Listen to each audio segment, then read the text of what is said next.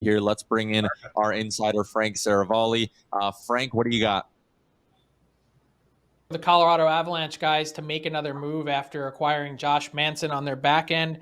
And I'm told that the Colorado Avalanche have acquired Artturi Lehkonen from the Montreal Canadiens. I mentioned a while back that the Canadiens were working on a trade in addition to sending Kulak to Edmonton, and it's Lehkonen to Colorado. I'm told that they are getting a top prospect and a draft pick in return. I believe that I believe that prospect is Justin Barron. That is unconfirmed. He is a recent first round pick by the Colorado Avalanche. So intriguing if that's the route that this ends up going. Lehkonen, just to hear the teams that have raved about Lehkonen over the last little while here, his commitment to defense, his Selke style fervor that he plays defense, and now the offensive output that's come with his game since the coaching change with Marty St. Louis.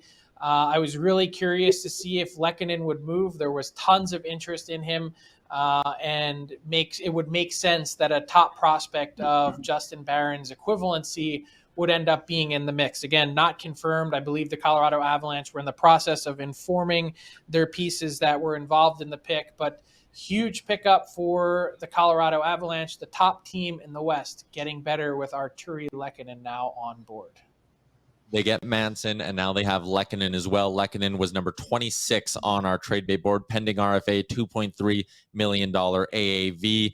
Thank you very much, Frank. I'm sure that is not the last time we will be going to here in the final 53 minutes of the trade deadline. Just quickly, before we keep this train rolling and get some instant analysis from Pete Blackburn on this one, waiver news for the day. I know everyone is very excited for the waiver news, but this one is kind of hilarious. Arizona claims Harri Sateri off waivers from Toronto, so they sign him, and now they don't get him because he's on his way to the desert. The Seattle Kraken claimed Derek Pouliot.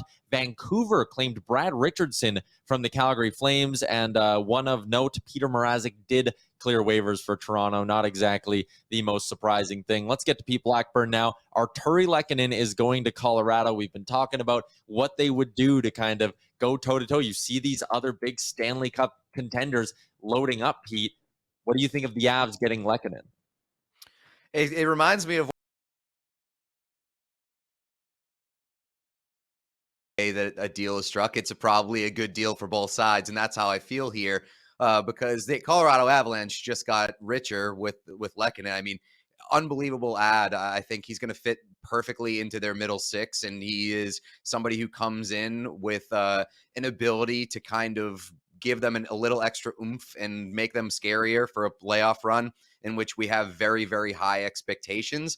But it costs you a lot. It costs you a top prospect, Justin Barron, if that's who ends up going, and then a high draft pick. It's a tough it's a tough thing. But we've seen it in the past where a first round pick for a guy like Barclay Goodrow, you're like, okay, that kind of is an imbalance, or it's a lot to give up. But you can see the impact that a guy like that has in the middle of a lineup, and how much better and more dangerous it makes you during a playoff run. So, I think Lehkonen is an awesome ad for Colorado. Maybe not the big type of splash that you could equate to a guy like Claude Giroux, but a real difference maker when it comes to depth.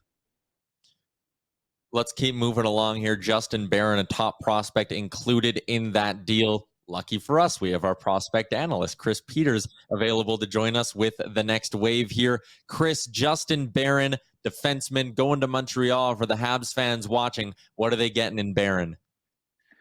Well, he's a real interesting prospect. I think he's a good two-way defenseman, good size, right shot, and a guy that moves the puck well. He's played most of the season in the AHL, so he's, getting closer and closer to pro ready. He's played at the World Juniors. He's been a guy that has been, a top player pretty much wherever he's been. So the fact that he was able to transition so easily to the AHL is very encouraging. It's something that I think that the Habs will see, okay, well, this guy isn't that far away.